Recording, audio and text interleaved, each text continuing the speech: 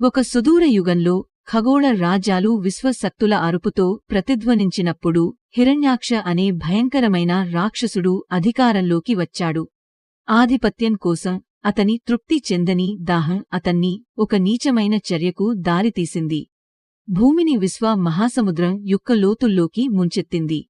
ఒకప్పుడు శక్తివంతమైన గ్రహం ఇప్పుడు చల్లని చీకటి అగాధంలో కొట్టుమిట్టాడుతోంది. విశ్వం అంతటా దాని వేదన యొక్క కేకలు ప్రతిధ్వనిస్తున్నాయి. భూమి యొక్క దుస్థితికి సాక్షిగా విశ్వ సంరక్షకుడైన విష్ణువు సమతుల్యతను పునరుద్ధరించడానికి మరియు విశ్వక్రమాన్ని నిలబెట్టడానికి కర్తవ్యంగా భావించాడు. గందరగోళాన్ని అణిచివేసేందుకు నిశ్చయించుకుని విష్ణువు వరాహ యొక్క అసాధారణ రూపంలో దివ్యమైన ప్రకాశాన్ని ప్రసరింపజేసే ఒక భారీ వరాహంలో ప్రత్యక్షమయ్యాడు. అచంచలమైన సంకల్పాన్ని ప్రతిబింబించే ఉద్దేశ్యపూర్వక కళ్లతో వరాహ విశ్వ మహాసముద్రం యొక్క లోతులేని లోతులలోకి దిగాడు. రహస్యమైన సజల విస్తీర్ణంలో ప్రయాణం సవాళ్లతో నిండిపోయింది. విశ్వ ప్రవాహాల యొక్క చాలా ఫాబ్రిక్ దైవిక చొరబాటును నిరోధించినట్లు అనిపించింది. అధైర్యపడకుండా వరాహుడు ఖగోళ జలాల గుండా నావిగేట్ చేశాడు. అతని భారీ రూపం మరో ప్రపంచపు దయతో చీకటిని చీల్చింది. ఇంతలో రాక్షసుడు హిరణ్యాక్షుడు రాబోయే ముప్పు గురించి తెలుసుకున్నాడు. దుర్మార్గపు ప్రవాహాలతో చుట్టుముట్టబడి మెరుపుదాడిలో ఉన్నాడు. వరాహ విశ్వసముద్రపు చీకటి అంతరాలకు చేరుకోగానే దుర్మార్గుడైన హిరణ్యాక్షుడు ఉద్భవించాడు. అతని కళ్ళు చెడ్డ ఉద్దేశ్యంతో మండుతున్నాయి. ఒక టైటానిక్ ఘర్షణ జరిగింది. దంతాల ఘర్షణ మరియు ఖగోళ ప్రత్యర్థుల గర్జనలతో విశ్వ యుద్ధభూమి ప్రతిధ్వనించింది. వరాహ తన అపారమైన బలం మరియు దైవిక పరాక్రమంతో దాడికి వ్యతిరేకంగా దృఢంగా నిలబడి భూమిని దాని నీటి చెర నుండి విడిపించాలని నిర్ణయించుకున్నాడు. యుద్ధం సాగింది. శక్తి యొక్క అద్భుతమైన ప్రదర్శనలో విశ్వశక్తులు ఢీకొన్నాయి. వరాహ ధర్మం యొక్క సారాంశం అసమానమైన శౌర్యంతో పోరాడారు. ప్రతి కదలిక క్రమాన్ని పునరుద్ధరించడానికి దైవిక సంకల్పానికి నిదర్శనం. ఒక పరాకాష్ఠ సమయంలో వరాహ దంతాలు రాక్షస శక్తుల గుండా గుచ్చుకుని హిరణ్యాక్షుడిని ఓడించి భూమిని కట్టివేసిన గొలుసులను బద్దలు కొట్టాయి. ఓడిపోయిన రాక్షసుడిని పక్కన పెట్టడంతో వరాహుడు తన శక్తివంతమైన దంతాలపై భూమిని ఊయలలో ఉంచాడు. విశ్వలోతుల నుండి ఆశాజ్యోతిగా వెలుగుతున్నాడు.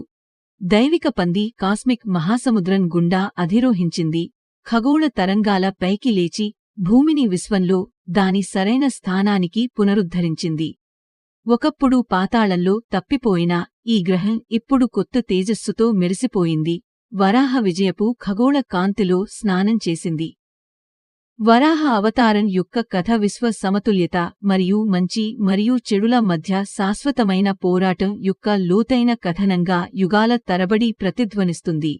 భూమిని రక్షించే వరాహ యొక్క నిస్వార్థ చర్య దైవిక జోక్యానికి శాశ్వత చిహ్నంగా పనిచేస్తుంది. చీకటి క్షణాలలో విశ్వశక్తులు ధర్మాన్ని నిలబెట్టడానికి మరియు విశ్వం యొక్క పవిత్రతను కాపాడటానికి కలుస్తాయని అన్ని జీవులకు గుర్తుచేస్తుంది. భారతీయ ఇతిహాసం మహాభారతంలో భాగమైన భగవద్గీతలో వరాహ అవతారానికి సంబంధించిన ప్రస్తావన ఒకటి కనిపిస్తుంది. భగవద్గీతలోని 10వ అధ్యాయం 29వ శ్లోకంలో శ్రీకృష్ణుడు అర్జునుడికి తన దివ్య ఆవిర్భావాలను వెల్లడించాడు. మరియు వాటిలో వరాహ ప్రస్తావన ఉంది. శ్లోకం: ప్రహ్లాదశ్చాస్మి దైత్యానాన్ కాలః కలహతామహం మృగాణాం చ మసృగసే అందవొత్తు రహో అక్షరంసి మూడుది హాన్ వైనతేయశ్చ పక్షిణాం 10.29. Powered by డబ్వర్స్.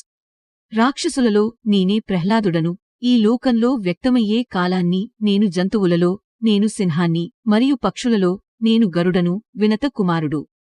వరాహానికి సంబంధించిన నిర్దిష్ట ప్రస్తావన ఈ శ్లోకంలో లేనప్పటికీ ఇది శ్రీకృష్ణుడి దివ్య అవతారాలను హైలైట్ చేస్తుంది. మరియు శ్లోకంలో పేర్కొన్న గరుడు విష్ణువుతో దగ్గరి సంబంధం కలిగి ఉన్నాడు. మరియు పొడిగింపుగా వరాహతో సహా అతని వివిధ అవతారాలతో సంబంధం కలిగి ఉన్నాడు. భగవద్గీత తాత్విక మరియు ఆధ్యాత్మిక మార్గదర్శిగా పనిచేస్తుంది.